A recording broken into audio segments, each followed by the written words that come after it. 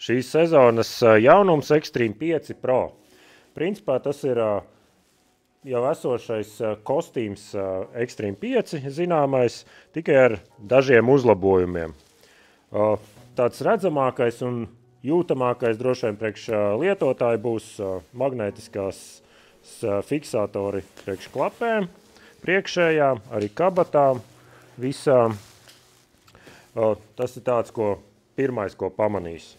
Tālāk, ja stāstam par detaļām, tad principā ir līdzīgi, kā bija pirms tam, ir roku sildāmās kabatas augšā, iecienītās klientu, tad ir lielas kabatas sānos, vēl ir rāvējslēdzēji vēl papildus kabata, ir uzšuves materiāli gan uz elkoņiem, gan pleciem. Ir iekšējā manžete, kur var uzmaukt uz īkšķa. Ārējo manžeti var savilkt, lai nepūš vējš iekšā kostīmā.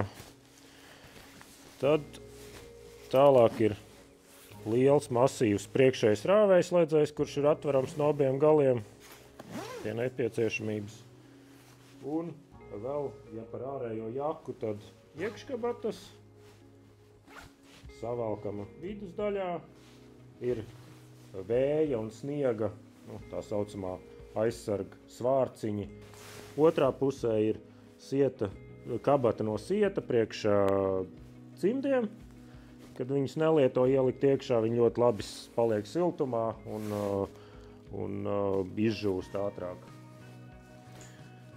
Vēl, protams, ir kapuce. Extreme 5 Pro iekšjaka, kuru var nesāt arī atsevišķi. Viņi kā papildus siltinājums kostīmam ir viena iekškabata un divas ārkabatas ar rāvēju. Tas principā ir vienkārši kā papildus siltinājums kostīmam, kad ir vajadzīgs, ka ir augstāks laiks, tad var valkāt apakšā, un kad ir siltāks, var izņemt ārā un vilkt tikai virsjaku. Kombinzona bikses Extreme 5 Pro. Kā jau es teicu iepriekš, galvenā tāda jūtamā atšķirība ir magnētiskās aizdaras klapēm, un šīm te biksēm ir arī garš sānu rāvējslēdzējs, kur var attaisīt gan no apakšas, gan no augšpuses pie nepieciešamības, ja ir silts laiks, ir elastīgās lences attaisāmas, sānu kabatas, papildus kabatas priekš dažādām lietām, vai nu kastītei, tārpiem vai kādām citām lietām. Tad ir, protams, ir papildus materiāls uz dibena ar ielikņiem izņemamiem, kurus var izņemt, ja viņus nevajag, vai arī varbūt, ja ir iespēja ielikt arī biezākus, kā daži dara.